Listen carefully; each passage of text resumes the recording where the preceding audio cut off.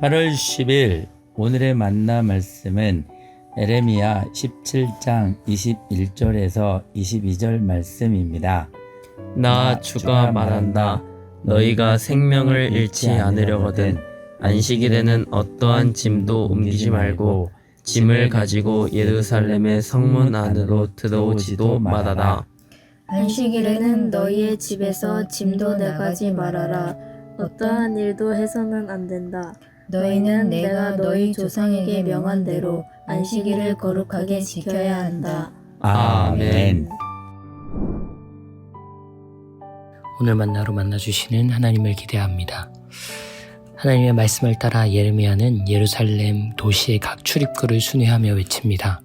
각 성문을 통해 들어오고 나가는 모든 이들, 유다의 왕과 예루살렘에 사는 주민들, 그리고 거룩한 성을 오가는 유다의 모든 백성들을 향해 하나님의 애끓는 목소리로 말합니다. 너희 조상에게 명하였던 대로 안식일을 거룩하게 준수하여라. 오늘의 말씀은 안식일 규례 중 특별히 다음의 행동을 특정하여 엄금합니다. 너희의 생명을 지키기 위해서라도 안식일에는 짐을 옮기지 말아라. 예루살렘의 성 안으로도 짐을 들이지 말고 집에 있는 짐들을 굳이 밖으로 꺼내지 말아라. 이 안식일에는 그 어떠한 노동도 금지한다. 짐을 옮기지 말라는 말씀의 의미는 무엇일까요? 이사를 금지하시는 걸까요? 짐을 들고 나르는 것 자체에 대한 거부를 의미하는 걸까요? 이 말씀을 보다 분명히 이해하기 위해서 관련한 언급을 보다 상세히 전하고 있는 느헤미야를 읽어볼 필요가 있습니다. 느헤미야 13장입니다. 그 무렵에 유다에서는 안식일에도 사람들이 술틀을 밟고 곡식을 가져다가 나귀에 쥐어서 실어 나르며 포도주와 포도송이와 무화과 같은 것을 날라드렸다. 안식일인데도 사람들이 이런 여러 가지 짐을 지고 예루살렘으로 들어오는 것이 나의 눈에 띄었다. 나는 안식일에는 사고 파는 일을 하지 말라고 경고하였다. 느헤미야의 말씀은 안식일에 짐을 옮기는 것이 무엇을 의미하는지 보다 분명하고 구체적으로 전해줍니다. 예레미야와 느헤미야에서 엄금하고 있는 안식일에 짐을 옮기는 것은 단순히 이사를 하거나 필요에 따른 물리적 운반이 아니었습니다. 성문을 오고 가는 이 짐들은 상행회를 전제로 한 이동이었습니다. 오늘날의 표현을 따르자면 자본을 위한 이동이었지요. 안식일의 규례가 엄격하게 지켜지면 사회의 영역들 중 가장 눈에 띄게 타격을 입는 것은 경제입니다. 물류가 단절되고 판매 행위마저 금지됩니다. 생산이 멈추고 노동이 중단됩니다. 온 사회에 강제된 이와 같은 경제활동의 중단은 자본의 입장에서는 불편하고 부당한 억압입니다. 안식일을 마주한 자본의 목소리는 어쩌면 이렇게 항변할지도 모르겠습니다. 안식일의 판매 자체는 하지 않아도 다음날 팔 상품들을 미리 옮기는 것까지는 허용되어야 하지 않는가?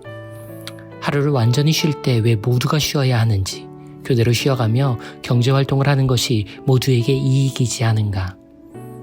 모두가 쉬어야만 하는 바로 이때에 하나라도 옮기면 다른 이들보다 조금이라도 더 수익을 얻기에 유리하지 않을까?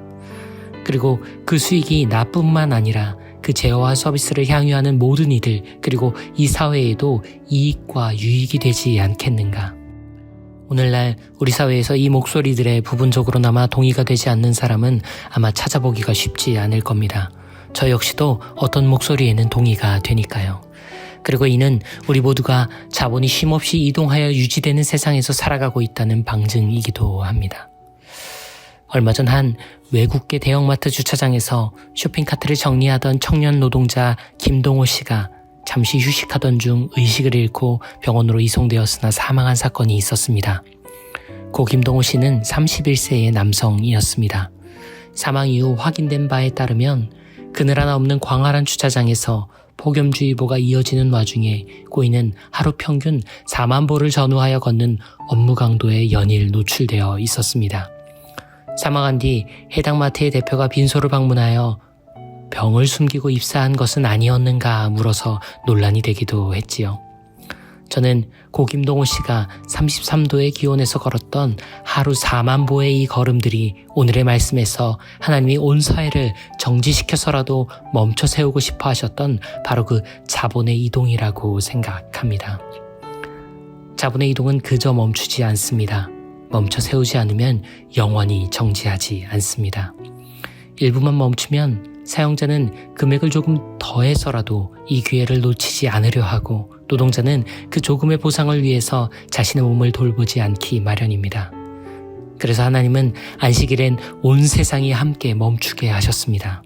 모두 멈춰야만 누릴 수 있는 생명의 풍요를 마주하고 창조부터 보장되어 온 이 생명의 권리를 모든 존재에게, 모든 세대에게 더욱 확대하기로 서로에게 약속합니다. 안식일을 거룩하게 지키는 것은 예레미야와 느헤미야의 때부터 오늘에 이르기까지 도무지 멈춤을 모르는 자본의 이동들에게 하나님 나라의 상생과 생명의 리듬을 강제하는 영원 불변의 명령입니다. 그러니 우리 안식일을 거룩하게 지킵시다. 오늘 누르면 내일 도착하는 새벽 배송의 편안함 너머에 누군가의 쉼없는 노동이 존재한다는 것을 잊지 맙시다. 우리가 마주하고 있는 그녀 혹은 그는 누군가의 소중한 딸이자 아들, 아내이자 남편, 어머니이자 아버지라는 사실을 잊지 맙시다. 실내에서 누리는 이 차가운 공기로 건물 밖에서만 살아가는 어떤 생물들에게는 생명을 위협하는 뜨거움을 안기고 있다는 것을 잊지 맙시다. 오늘의 말씀은 안식일을 지켜야 할 이유를 이렇게 단언합니다. 너희가 생명을 잃지 않으려거든 안식일을 거룩하게 지켜야 한다. 그러니 우리 안식일을 거룩하게 지킵시다. 우리 모두 살기 위해, 주신 생명을 잃지 않기 위해 이 안식일을 거룩하게 지켜나갑시다. 주님, 이렇게 살면 죽으리라는 것을 알면서도 멈추지 못하는 저희를 막아주십시오. 이렇게 하면 죽이리라는 것을 모르기에 함부로 행하는 저희를 세워주십시오. 생명을 잃지 않기 위해, 생명을 널리 주기 위해 당신의 안식일을 거룩하게 지키겠습니다. 모든 죽음을 품어주시는 분, 모든 생명을 공급하시는 분, 그리스도 예수님 그 이름으로 기도합니다. 아멘. 이제 두 가지 기도 제목으로 함께 기도합니다. 멈추지 않는 자본의 이동으로 사랑하는 가족을 잃은 유가족들의 상실과 아픔의 위로와 회복을 허락하옵소서. 더불어 연일 폭염과 이상기후로 생명이 위태로운 피조세계 위에 당신의 안식일이 거룩하게 지켜지게 하옵소서. 이 기도 제목들로 기도한 이후 개인의 기도로 경건을 이어갑니다.